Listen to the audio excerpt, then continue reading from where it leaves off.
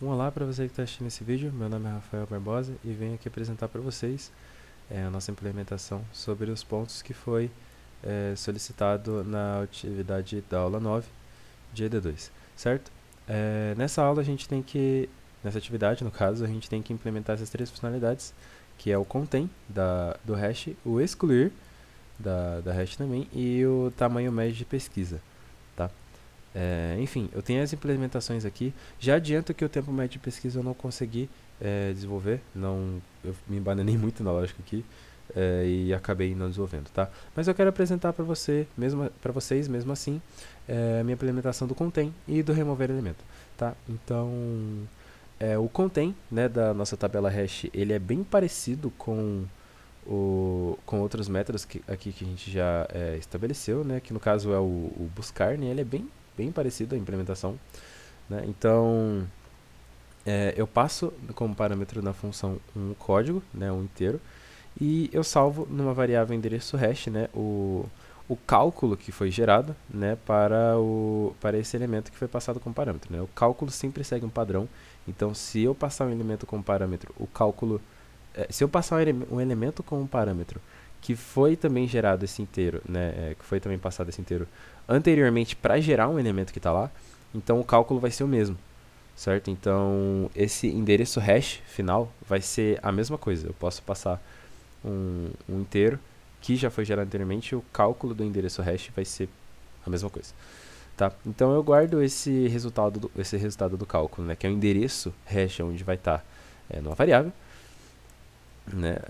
E aí eu faço a minha primeira verificação para ver, né, se a minha tabela hash de elementos é diferente de vazia, porque se for vazia não tem como pesquisar lá. Se é diferente de vazia, quer dizer que eu posso realizar, né, uma busca lá dentro. Então eu vou pegar uma variável auxiliar, né, do tipo cliente, né, e eu vou salvar lá nela, né, nesse cliente, o cliente que está sendo buscado, né, através desse endereço hash aqui. Então eu salvo esse cliente aqui para poder utilizar ele depois, né? E se esse cliente, o código dele for igual ao código que está sendo buscado, quer dizer que eu achei. Então esse é o cliente e eu retorno true, quer dizer que ele contém.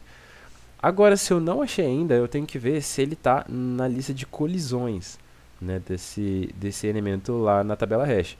Então eu vejo se essa lista de colisões ela é diferente, ela com certeza, né, tem que ser maior do que zero, porque se for zero quer dizer que não tem colisões lá, então quer dizer que eu não encontrei, né? Quer dizer que não, que eu não encontrei e que também a minha lista de colisões, né, é vazia, não tem como procurar.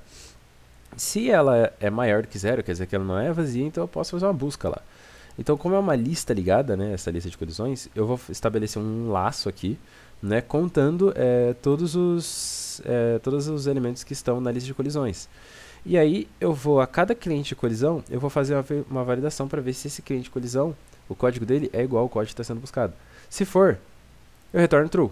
Se não, eu percorro todo o laço e não encontro, então eu saio de tudo e retorno false, né? Então quer dizer que o elemento não está lá.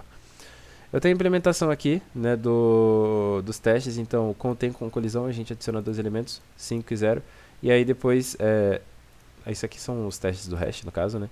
E os códigos deles são esse, 22 e 7. Então tem que ser true se os dois estiverem lá, certo? Então se a gente executar os testes aqui, ó, a gente pode até ver na aba de testes aqui do JUnit que o contém sem colisão ele executou perfeitamente, né? E o com colisão também, né? Caso eu adicione mais uns e o endereço hash deles, né, seja o mesmo cálculo, né, o resultado do cálculo seja o mesmo.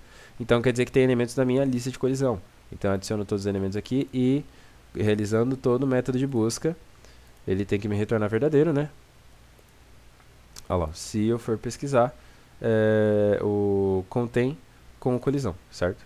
Que é esse método aqui. Agora vamos para o método, a funcionalidade de remover, né? Remover, eu passo um código nele, né, um inteiro, e eu salvo, né, esse elemento também no endereço hash, de novo, para calcular o endereço hash que foi pré-estabelecido no cálculo anteriormente, né? É bem parecido também com o contém, então a gente vai navegar pela nossa tabela hash com o endereço IV, né, se a tabela é nula, né, mesma coisa, se for nula eu não posso fazer uma busca nela até eu remover, né? E aí agora a pegada é diferente. Quando eu vejo, eu vou avançar um pouco, né, porque como a implementação é bem parecida, eu vou avançar até essa estrutura de decisão aqui, né. Então, quando eu encontro lá na minha tabela hash de colisões, né, o tamanho for maior do que zero, certo? Então quer dizer que se a minha lista de colisões for maior que zero, quando eu for remover um cliente da minha tabela hash lá, no endereço hash, o elemento que eu quero remover está na tabela de elementos hash, ao invés da tabela de colisões, quer dizer que eu já posso remover ela dali da tabela de elementos, né, a tabela principal. Mas aí quando eu removo dela, eu tenho que ver se ela possui colisões. Porque se ela possui colisões, eu tenho que pegar o primeiro elemento da colisão e passar, né, para a tabela de elementos normal do hash, né, tabela principal. Então eu gero uma variável temporária aqui do cliente só para guardar qual é o cliente que está sendo buscado, qual é o cliente lá o primeiro cliente, no caso, da lista de colisões, certo? E esse primeiro cliente agora da lista de colisões vai passar a ser o meu elemento da tabela hash direto, né? Então eu faço aqui um buscar cliente por código, né, e eu passo como parâmetro o código do cliente temporário aqui que a gente criou, né, na linha de cima, que eu estou, no caso, pegando o primeiro. E aí, eu estabelecendo que na tabela clientes vai ser esse primeiro, eu já posso remover ele lá, né? Que concorda comigo que eu estou duplicando aqui. Aí agora eu posso remover o do começo lá na lista de colisões. Agora, se o elemento não possui colisões, né, se naquela posição não existe, eu simplesmente estabeleço que aquele elemento na tabela hash, né, de elementos vai ser nulo, certo? Agora a gente vai passar para o else aqui, e esse else é no caso de eu não achar, né, na tabela de elementos principal, né, da tabela hash. Eu tenho que ver se lá naquele lugar tem colisões, né. Se tiver colisões, quer dizer que eu posso, né, fazer uma busca lá e remover.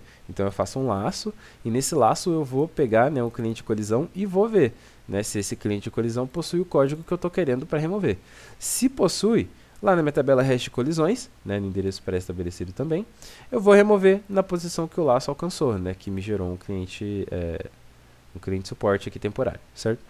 Testando essa implementação também, eu testei caso não possua colisões, né, e caso possua colisões também. Então, se não tiver colisões, eu removi o 22 aqui de exemplo, né, então tem que ser verdadeiro.